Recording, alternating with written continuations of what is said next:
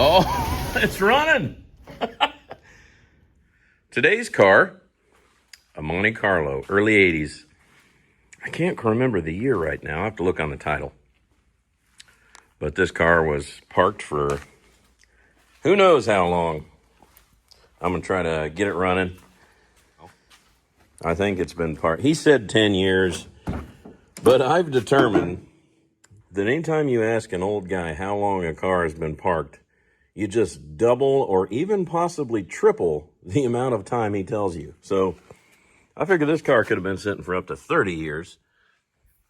It only has, let's see how many miles this sucker got on it. 79,000 actual miles.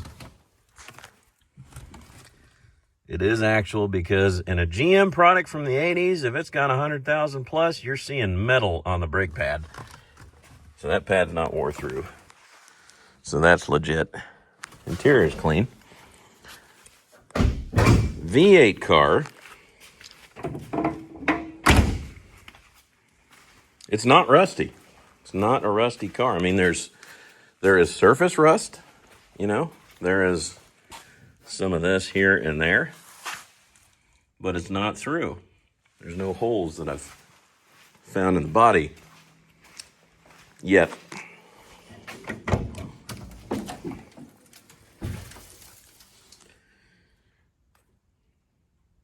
An unknown V8, small one probably. What did these have in them? You tell me, was it 296 is these little small ones in the 80s? Post down in the comments if I'm right or wrong. You can rip me a new one if I'm wrong. So I'm changing the battery in this car. That's the new one. And I've already been proven right on my rule. I was looking at the date on this battery. He said this car was parked for 10 years. Look at the battery. 2005, 20 years. You double it right off the bat every time. Just double it. First signs of life, hooking the battery up. Okay, I'm going to just take this off. We're just going to give it a little squirt and crank on it and just see what happens. I've already taken the spark plugs out and just squirted a little bit of oil down each cylinder. Always recommend doing that. But outside of that, with this car, you know, these HEI cars, sometimes you get lucky and they just fire right off.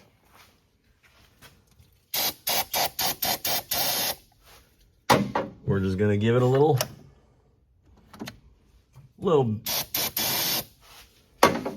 huff here. See if she'll light. Oh, it's running. We'll give it a couple huffs here and see if she sucks any of the old gas up in there. Oh yeah, she's wanting to light right off. Okay, I'm gonna pour a little gas down in it now. Gas run in the 64 Chevy. So a little technique I always say when pouring gas down the engine, pour a little down and do it outside because you're gonna spill it. I already spilled it immediately. But get a paint can, pour a little down in there. And the reason I do this is because back about 20 years ago, a buddy of mine was pouring gas down the carburetor of a 59 Edsel, and we were cranking it, and the carburetor backfired. Now, he claimed he was a member of the Hells Angels back in the 60s, but we always doubted that. And we weren't sure if he really was or not, but we were sure that he was on fire after that carburetor backfired. And it caught the gas can on fire.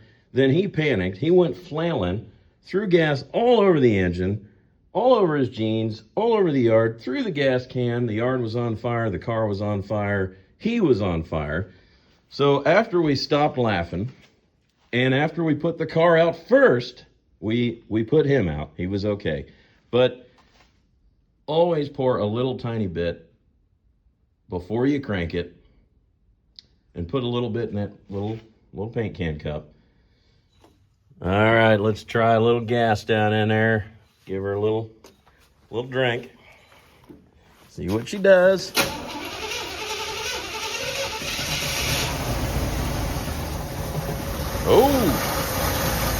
Engine's idling. That's good. Let's give it a good little drink here. All right.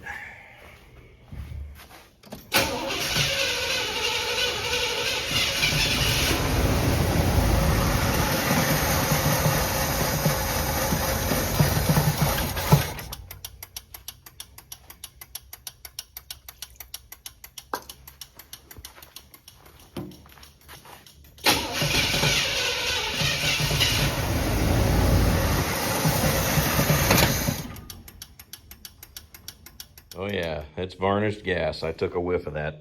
That's actually my favorite smell though. That's the smell of fun. All right, put a little bit down the vent tube there. Give it a squirt. I can hear the squirter working.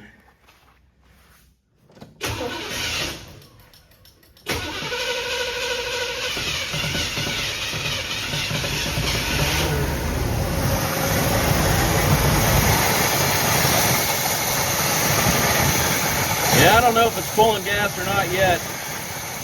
Now, I'm risking this is going to backfire, but I only have a very little amount of gas in this little thing right here.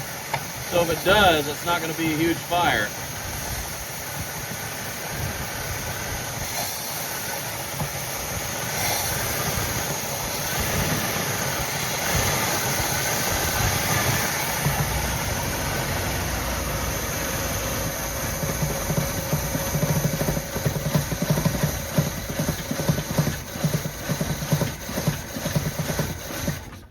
Yeah, I don't think it's pulling gas at all. It would have been running by now if it was. Probably bad fuel pump or clogged fuel line.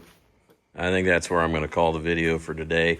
You know, I buy and sell a little bit, so this car, probably just going to sell it as a project that will run with work. And there's nothing wrong with that motor. That thing sounds solid. So remember the tie rod McFlush rule.